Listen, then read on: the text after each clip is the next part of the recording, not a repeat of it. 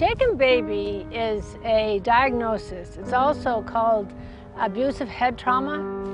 It's #1 cause of child abuse and death in children younger than 3 years of age. These are the kids who are most at risk to have a bad outcome in terms of die from their injuries or not recover well. So from a prevention standpoint, this is a particularly important topic. I work on the Carrie Tingley Inpatient Rehabilitation Unit, and this is for children who have had traumatic brain injuries from car accidents, from NAT, which is non-accidental trauma. A lot of the children that come to us on our unit are totally impaired. These children are with us for months. Oftentimes, we have to place them in ARCA care, which is a family that has been trained medically so that they can take care of these children.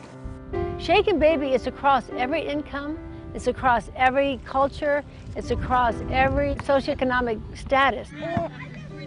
Sometimes, despite the fact that your baby's been fed, they're well rested, their diaper is changed, they're going to have an off day, they're going to be fussy, and no matter what you do, they won't be consoled.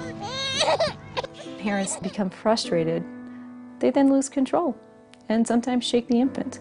And for some individuals who have actually repetitively caused these types of injuries, what they will say is, this is the only thing that worked. This is what quieted the baby. Maybe not recognizing at the time the reason the baby quieted was because their brain was injured. What we found out is that almost 70% of our parents had never heard of it before. When you give parents education on prevention of Shaken Baby, you give them like a vaccine or an immunization so they know what not to do.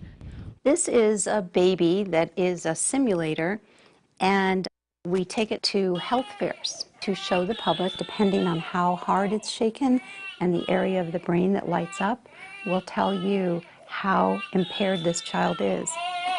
Look in the back, and you'll notice now that the baby is now visually impaired or blind.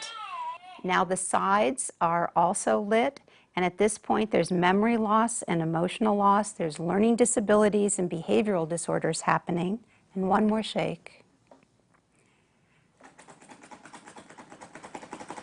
And now the baby has lost the ability to speak or hear, and the probability of death is high. We educate them about what Shaken Baby is, how to prevent it, how to cope with crying, how to put the baby down, make sure the baby's safe, and walk away.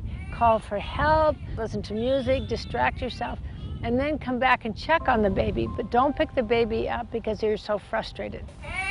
And our intention is to take this out to not only all the units at the University of New Mexico hospitals, as well as take it out to the other hospitals, take it out to the state.